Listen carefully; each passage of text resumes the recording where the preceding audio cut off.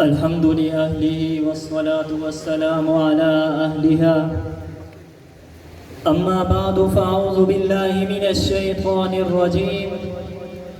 بسم الله الرحمن الرحيم. إن الله مع الصابرين. صدق الله العظيم. میرا پیر حسین باغ نبوت کا پھول ہے، میرا پیر حسین باغ نبوت کا پھول ہے، حیدر کی اس میں جان ہے، خون بطول ہے، دنیا میں اور کون ہے شبیر کے سوا، ایسا سوار جس کی سواری رسول ہے. گزرے جہاں جہاں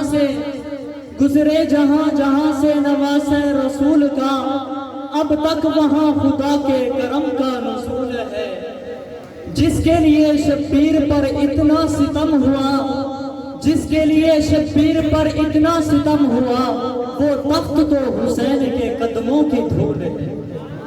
حسین اگر شہید نہ ہوتا تو گھر گھر میں یزید ہوتا، حسین اگر شہید نہ ہوتا تو گھر گھر میں یزید ہوتا، نبی کی سنت آیا نہ ہوتی تو خدا کے گھر میں اذان نہ ہوتی. انتہائی واجب الاحترام سٹیج پر موجود علماء کرام اور پنڈال میں موجود میرے دوستو، آج 10 محرم الحرام کا دن ہے اور وقت مختصر ہے. حضرت بھی سٹیج پر تشریف لا چکے ہیں. میں کوشش کروں گا کہ مختصر وقت میں آپ حضرات کے سامنے کم بولوں اور کام کا بولوں. میں آپ حضرات کے سامنے کربلا کے 2 موتی آپ کے سامنے رکھوں گا.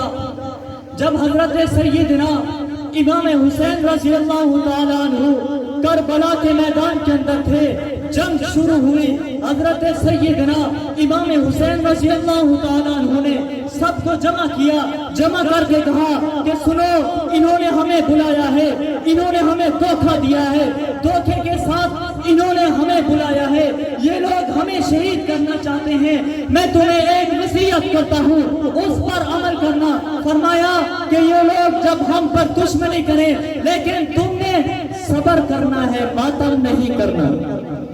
حضرت حسین نے صبر کا درس دیا اور جنگ شروع ہوئی. لڑتے لڑتے 71 آدمی شہید ہو گئے. آخر میں حضرت امام حسین نے اپنے معصوم سے بچے کو اٹھایا اور میدان میں آ گئے.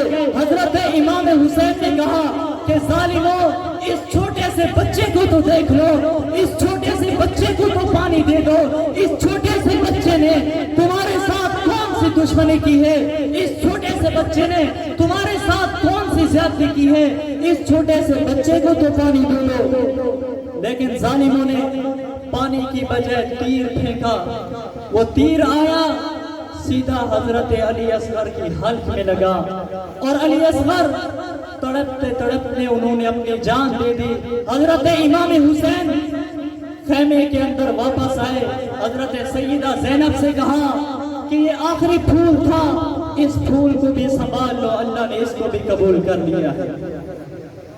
تو حضرت سیدنا امام حسین رضی اللہ تعالیٰ عنہ خود میدان کے اندر آ گئے اور لڑ رہے ہیں. ظالموں نے حضرت سیدنا امام حسین رضی اللہ تعالیٰ عنہ پر وار کیا. حضرت سیدنا امام حسین کے جسم پر زخم تیروں کے نشان ہے، تلواروں کے نشان ہے. حضرت سیدنا امام حسین نے کہا کہ ظالموں، اب رک جاؤ، مجھے نماز تو پڑھنے دو، مجھے آخری سجدہ تو کرنے دو. لیکن ظالموں نے کہا کہ اے حسین، نماز کے لیے ہم جنگ نہیں روک سکتے. حضرت حسین نے بھی بہت پیارا جواب دیا. حضرت حسین نے کہا ظالموں سنو، پھر حسین بھی نماز نہیں چھوڑ سکتا. حضرت سیدنا امام حسین نے نماز شروع کی. جب سجدے کے اندر گئے تو ظالم آیا، اس نے تلوار کے ساتھ حضرت امام حسین کا سر مبارک کاٹ دیا. حضرت امام حسین نے سجدے کے اندر اپنی جان دے دی. مجھے اور آپ کو یہی سبق دیا کہ کٹ جانا ہے لیکن نماز نہیں چھوڑنی. آج تو ہر کوئی نعرہ لگاتا ہے کہ میں حسینی ہوں. پانی پلانے والا شام کو نماز نہیں پڑھے گا، وہ کہے گا میں حسینی ہوں. وہ جو روڈوں پر سارا دن تماشا کرے گا پھر کہے گا میں حسینی ہوں، نماز نہیں پڑھتا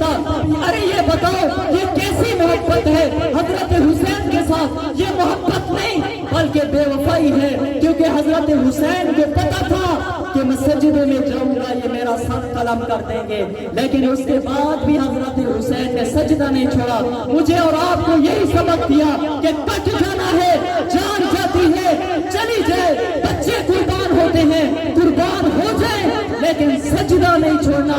آج 9 اور 10 محرم کا ہمیں یہی پیغام ہے کہ جو کچھ ہو جائے سجدہ نہیں چھوڑنا۔ آج عثمان بن عفان کے اندر آنے والوں یہی عہد کر کے جاؤ کہ انشاءاللہ آج کے بعد ہم نماز کبھی نہیں چھوڑیں گے۔